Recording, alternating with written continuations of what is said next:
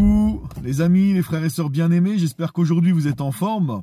Alors cette vidéo-là, c'est juste une petite piqûre de rappel. Il y a pas longtemps, je sais plus, c'était vendredi, je crois, il me semble, on a parlé, ma femme et moi, de l'importance de la prière d'intercession.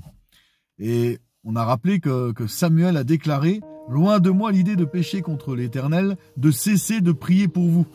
Samuel y considérait que s'il cessait de prier pour le peuple, c'était un péché.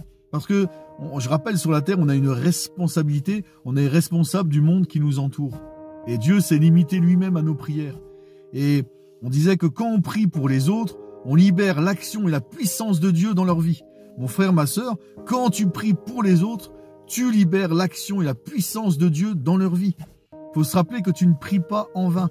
Quand tu pries pour les autres, surtout quand tu pries pour les autres, tu ne pries pas en vain. C'est une prière qui plaît à Dieu, la prière d'intercession.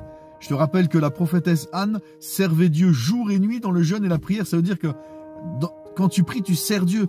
Même quand c'est la volonté de Dieu, il y a quelque chose qui est la volonté de Dieu, tu dois prier. Regardez, Élie, c'est marqué que c'était un homme de la même nature que nous. Il a prié avec insistance pour qu'il ne tombe plus de pluie. Et il a reprié pour que tombe la pluie. Vous avez vu, il a prié jusqu'à 7 fois, il me semble. C'était 7 fois. Donc, c'était la volonté. On sait que c'était la volonté de Dieu que la pluie retombe, mais il a dû prier encore avec insistance 7 fois.